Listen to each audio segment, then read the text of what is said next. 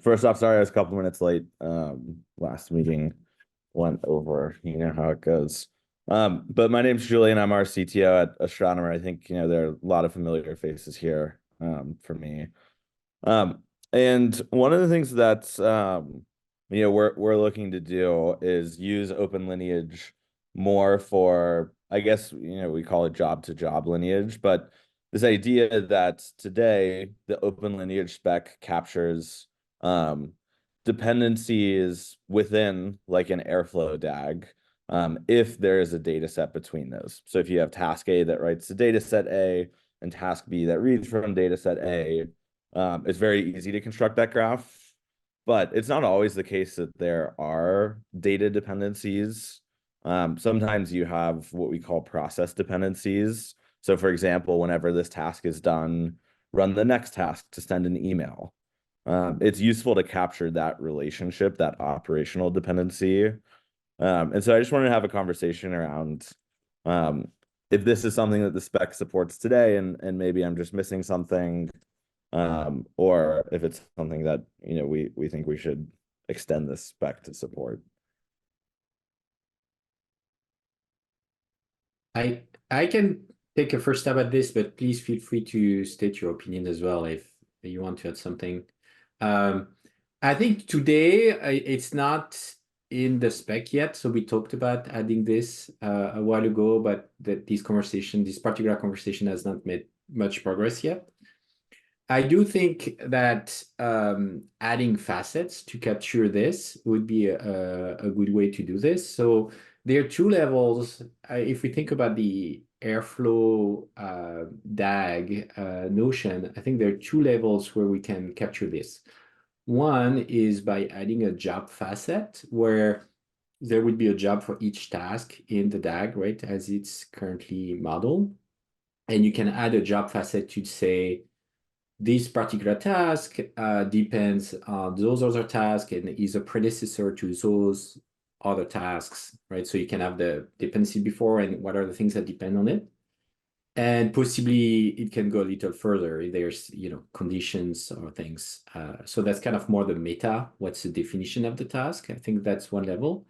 The other level is capturing at the run dependency and at the run level. So adding a run facet and knowing that a particular task instance in Airflow that run this person time, what was the actual task it depended on and task that it triggered when it finished, task instance, like the actual run ID, and possibly, what the condition evaluation was or something, right? Like, so there's kind of those two levels to capture the task to task dependencies and then task instance to task instance dependencies. So I think that could be two different facets. I do think that exists in a generic notion, right? Like multiple things have notion of workflows and dependencies like this. So I think we can have a generic facet. I think possibly some of that information is already in the Airflow run facet, but like in a very specific to Airflow representation, and which is fine. And I think it makes a lot of sense to have these generic representations so that if people use different things, there's kind of a unified way to represent it. So that's what I was thinking about. I'm curious to hear others as well if they have opinions on this. So, Julian, not Julian, but Julian, can you speak a little bit more about why the current solutions don't work? Like something like having a parent, like there's a job parent, and I understand that like it's not actually a parent thing, but in the overall workflow, it's got that. So can you say more about that? Yeah. That was something that we actually talked about as a way to support it with the spec today. Basically setting the first task as the parent, and then everything downstream of it is the child, and then you build these parent-child relationships over time. I think like in theory that does work. I think where it gets tricky is like in some senses that's not the right way to represent that relationship, especially because I think there are other use cases for the parent-child relationship within like the Airflow context specifically. So like let's say you have an Airflow task that triggers a Spark job or a DBT job. Right. That makes perfect sense as a parent-child relationship, and I think that's how we do it today. Now, if we go extend the parent-child relationship to also include downstream tasks, then you have kind of two different relationships that you're trying to capture with this parent-child notion.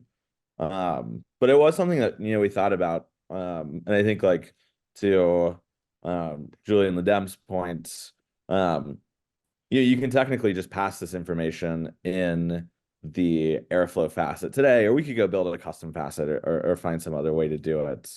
I just, was thinking that this general like workflow DAG process dependency pattern is probably common enough that it's worth considering at a higher level in the spec instead of us building something custom as a one-off. Does that make Absolutely. sense? Yeah, Wow. no, 100%. And honestly, from an observability context, right? Data observability, you want to be able to have a group of, a workflow or whatever you call it. This has actually been my struggle. Is like, what do we call that thing? The Yeah. process, workflow, the pipeline, whatever it is, right? Yeah. There's a different hierarchical levels. It's not just parent and child. Especially since different parts, you could have a section of one workflow, I guess we could call it that gets implemented in different places in other workflows, right? Yeah. That's right. Yeah. Okay. I didn't want to make any assumptions, but yeah, I fully understand and live with your struggle. Yeah, thanks for asking for clarification. So I what think as kind far of information would you want? I'm sorry, in the facet. I mean, in the Airflow specific worlds, maybe I'll start there. It's really about like the upstream and downstream dependencies. So I guess if you go just generalize that to the open lineage spec, it's like the preceding job IDs or like the upstream job IDs and the downstream job IDs. Because in theory, like all of the actual within a job, what's happening is captured by that job ID's payload. And I think it's fine to say that the onus is on whoever's consuming this information to go like build that relationship. It's just a matter to me of where you put those upstream and downstream job IDs.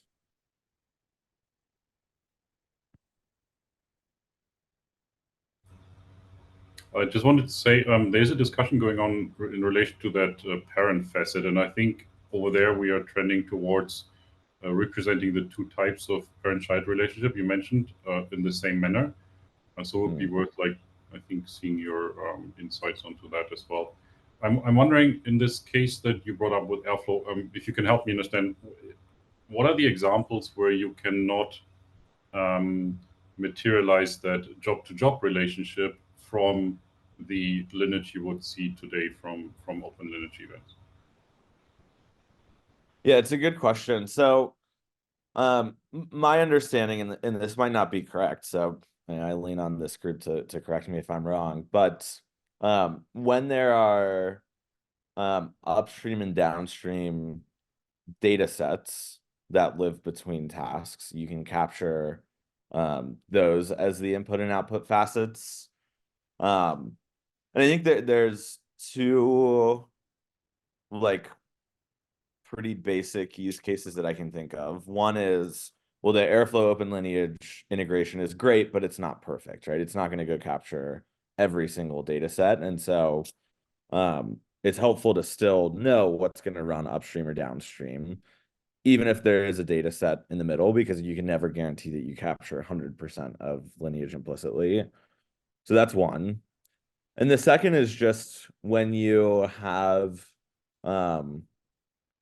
like certain process dependencies. So the example that I gave earlier is super common. Like you write an Airflow DAG that, has a certain number of tasks that do some, data transformation or transfer or whatever. And at the end, you have a final task that says, send me an email when this is complete. And so that's an example of where that last task, send me an email, is not actually referring to any sort of data set. There's not, an upstream data set to it, but it is run after everything else is run. And so capturing that relationship is important, where there is no true data set between the things. Got it. Though, do we have a lineage over there actually in this use case? Is there actually data transferred from the start of this process to the end of this process? So because I think I get the use case, right? So from the observability perspective, of course, we would like to see the DAGs represented, elsewhere potentially, not just in Airflow. And Lineage might be the vehicle to transfer that information. I'm just wondering, it might not be a Lineage relationship at that point anymore, right? Yeah. I mean, I guess it depends on how you define lineage. I think if you asked all 8 of us in this room, or sorry, 11 now, how you define lineage, you might get 11 different answers. My view is very much that like there's this notion of operational lineage to say how jobs relate to each other, without necessarily having data in between those jobs. So I think it really just depends on how you define lineage. But to your point, like there are scenarios where it's helpful to emit this information in the open lineage spec because Airflow is already giving us that type of information. But there might not be actual data that's transferred. Maybe that's also worth talking about, right? Like, is that the responsibility of the open lineage spec, or is the open lineage spec related to particularly data movements? Yeah, I think we need to talk about use cases specifically because we run the danger of creating a complex spec with a lot of possibilities to egress data from one side, but then a lot of complexity on the receiving side on teasing apart for specific use cases. So we are on our side on Google, we are currently mostly receivers of Lineage, let's say, at least on my team. And our users are very much interested in the classical Lineage use cases. We do an impact assessment, or show me where my PII column is leaking into, etc. Right. So here, it's very important for us that we only include in that analysis the traces where data was touched or data had an impact on the transfer of other data. Right. So there's sort of 2 different types of lineage relationships, I would say. So in that way, it's useful to, I think your use case is valid, right? But there's a danger of, if we put it into the same spec, that we have a lot more complexity on the receiving side to interpret the input. So I think this is. Sorry, go ahead. This particular thing, I think it's very useful for the data reliability, data quality use case, right? Like, because since there's a dependency between 2 tasks, even if there's no data dependency, that if the upstream task doesn't run, then you're not going to update the data, right? So you're going to have freshness issues or things like that, right? So I think it's important for those particular use cases, all the data reliability, data quality aspects, to capture those dependencies, and for tooling that focuses on like troubleshooting why my data is late, I think those like become very important.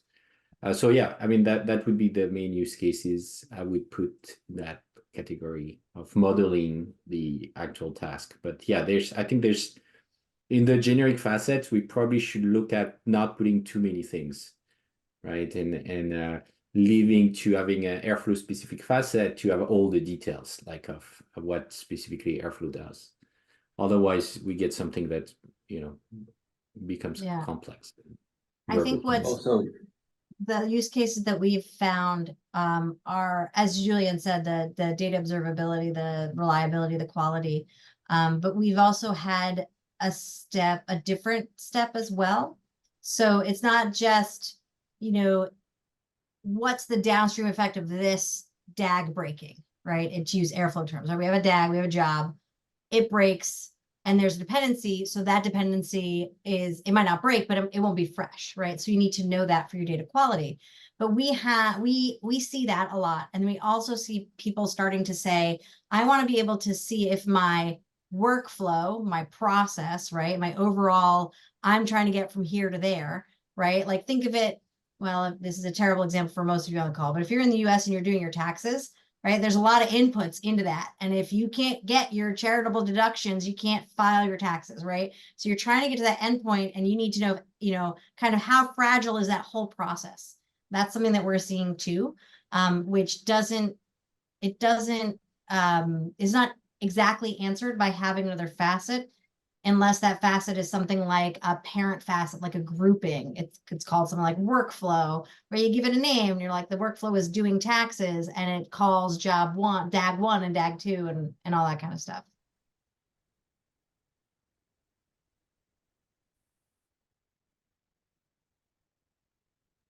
Harel, did you want to put in your 2 cents? Well, I was going to agree with, so one, I do think job relationships are important enough that we not miss out on them at a higher level in the spec. And it could be through like we can talk about the mechanisms of how we do this, right? Like for example, utilizing parent-run relationships with some added metadata maybe on top of them might be one way. I don't know if that's more complicated or not. But from the consumer side of things, if I'm thinking about it, for these types of things, I generally dislike facets that are platform specific, because then I can't build anything generic, right? So, not everyone uses Airflow for orchestration. So how do we make it work for other orchestrating tools? And yeah.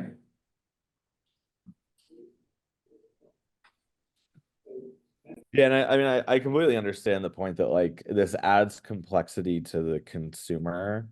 But I'm hoping there's a way we can do it where if all you as a consumer cares about is the data lineage, then you should be able to pull just the data lineage from the spec. Right? In my mind, this should be additive. It shouldn't go replace how we do something, or it shouldn't go put undue burden on a consumer. Yeah, I mean, if you don't want that facet, don't use it, right? I Yeah. mean, we don't want there's a question of is it going to be sent to us? Do we want these large packets with all this information we don't need? That's a different issue. That's how do you do those API calls?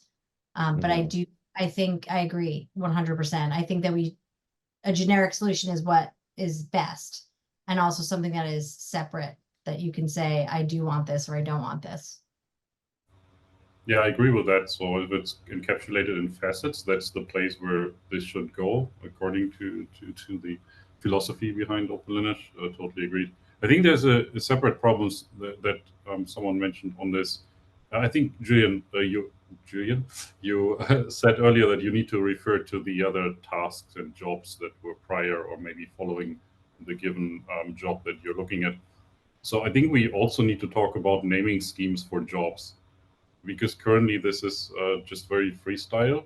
So how do you refer from a job from, maybe on Airflow side to some job on the Spark side, right? So we probably want to standardize on job naming as well. And I don't think we've done a lot of that yet.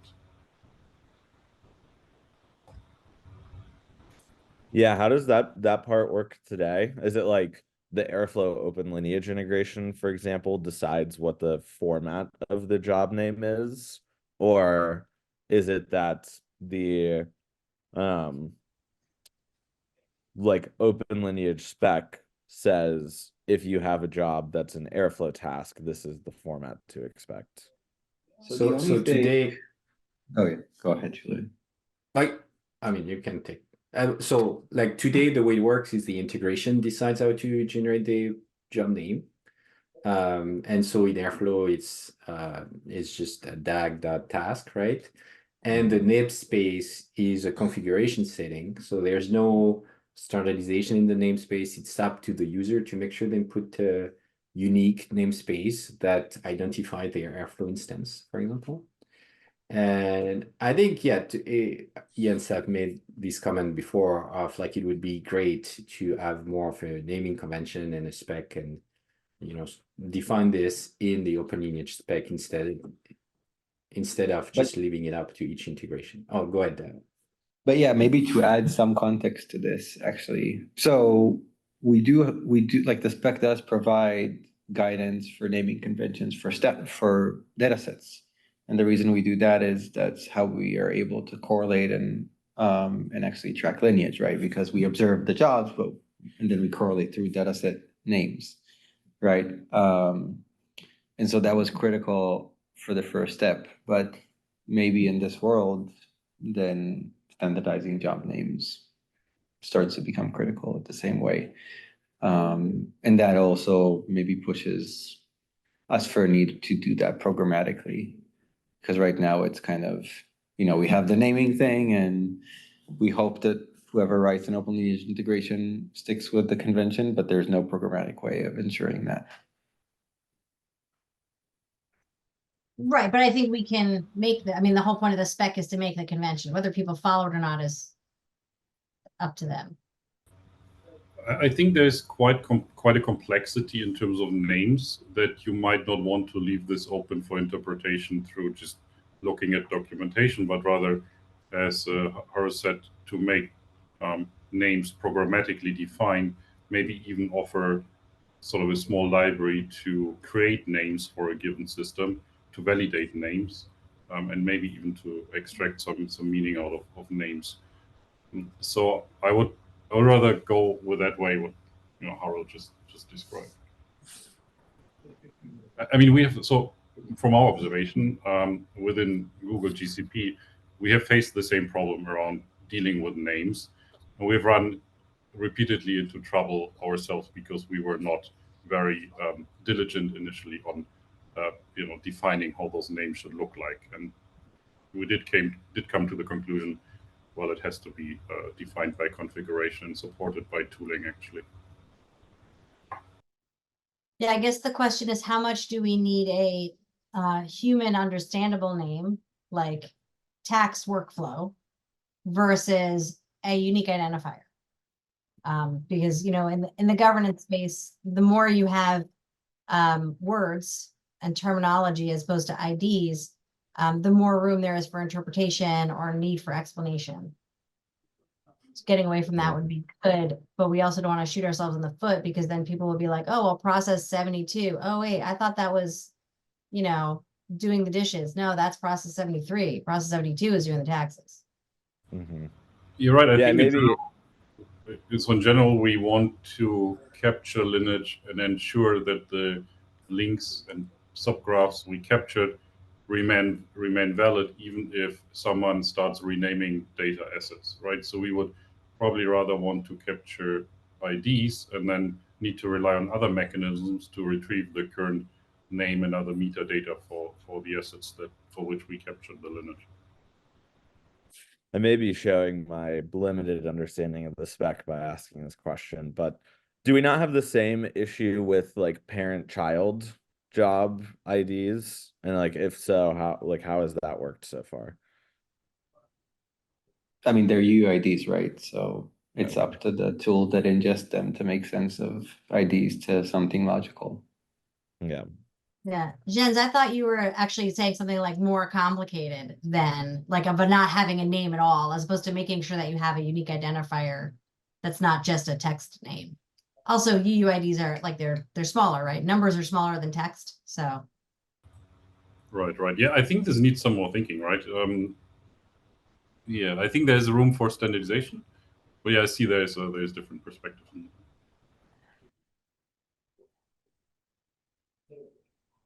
So maybe, Harel, maybe I'm missing something with this UUIDs, but as I'm thinking through how this could work in the Airflow world, right? You have a job that represents a task. So let's say, for your first task generates some UUID and emits that.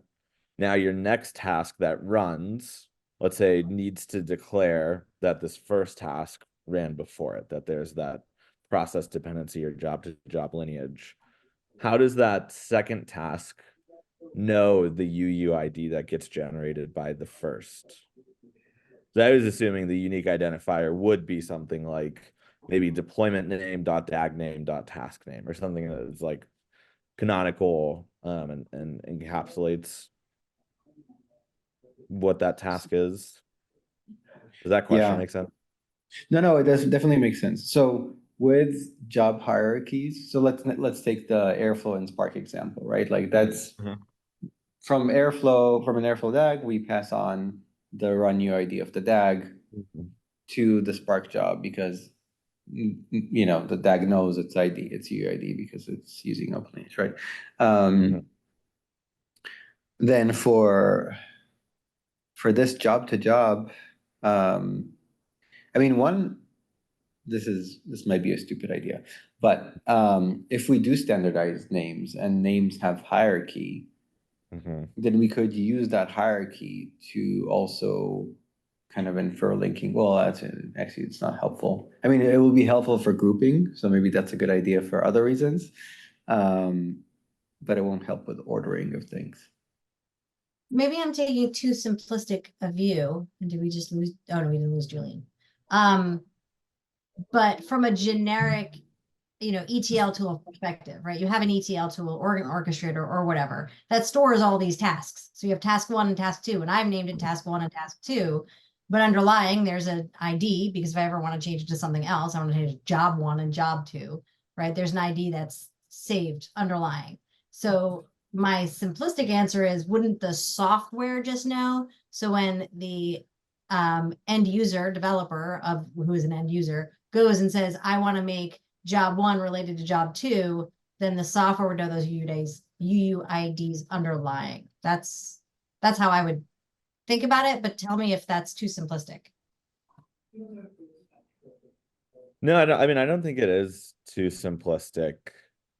I mean, I know Airflow better than the other orchestrators, and then unfortunately, Airflow doesn't have that notion of some unique underlying ID. Airflow uses the actual task ID, the task name as its unique ID.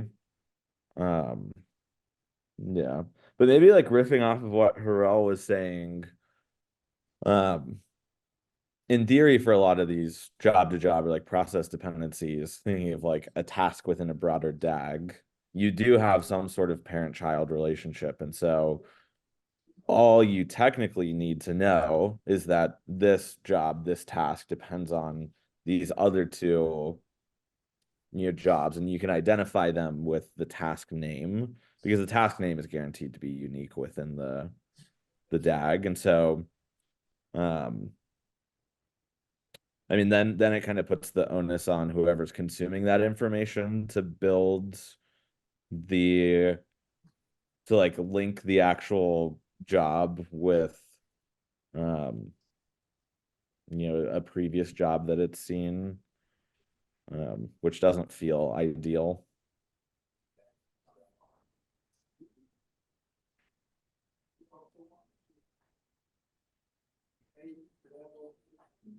So Okay, it sounds.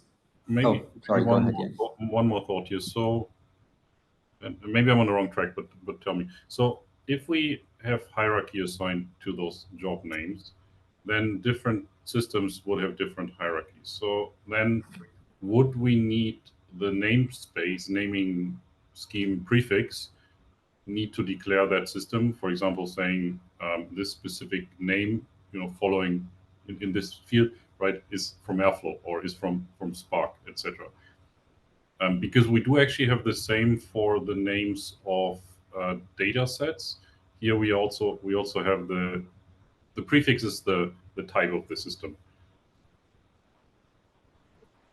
I think we need to have a good way to make those job namespaces unique, right? So,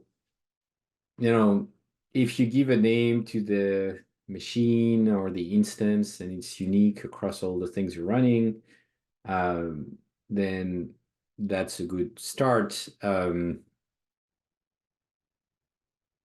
Yeah, so we can add a prefix to the job. The hardest part is more about making sure that we differentiate instances. Like in Spark, for example, it's been a bit difficult because there's no, in Airflow, you have an Airflow instance running. So this scheduler will have somewhat a host name or something that kind of you can uniquely identify it. For things like Spark, it can be a little more challenging. So it's been challenging in the past, like what's the unique identifier of the thing starting the Spark job, and how do we have a name that's consistent from one run to the other, because Spark is not necessarily aware of it when it's coming from a scheduler. But yeah, I do agree. Like right now, it's been left up to the user. We kind of tell them, hey, put a unique namespace in there. And I think it would help to have a little more guidance. Then for the job name, as long as there's a deterministic way to make it unique within that namespace, then we can construct those names. So that's in Airflow, the dag.task is unique because that's kind of how Airflow identifies the tasks anyway. So, but it needs to be nested inside a unique namespace, right, for this to work. I think that would make sense. I was talking about the prefix of something : / so that identifies for data sets, what type of database, etc. it is. We don't have that for job names currently, as I understand. And here it might be useful to have that, because then even only looking at that string, you know how to interpret it, because different identifiers for different systems will have different types of hierarchies. Yeah, I like that. I mean, we do have, so usually the thing that runs is the thing that produces the event. And so then you have the producer as part of the Open Lineage event, and that's a root element. So you can kind of infer that. So like, if it's the Airflow producer, then it's Airflow running, but it still would be nice to standardize.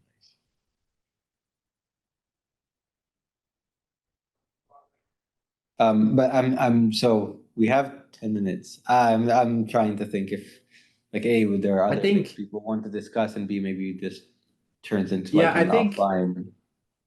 Yeah, I agree. So I think one of us maybe should take to do a little write-up and like propose something. And then maybe as a Google Doc or in the issue, there's an existing issue. And then others can comment on it, right? So that we can converge on what this practically would look like. So I don't know, Julian, if you're interested in doing that, or if we can take it on the Slack. Yeah, I mean, I'm happy to give a couple examples where I think this is important, but I don't know that I have the time, unfortunately, to write a full proposal. I'd be happy to collaborate with someone. I mean, just those examples would be helpful, right? So then we can take that and formulate it into a proposal. Yeah, let's start with that and follow up on Slack. I think that's good. That's a good start.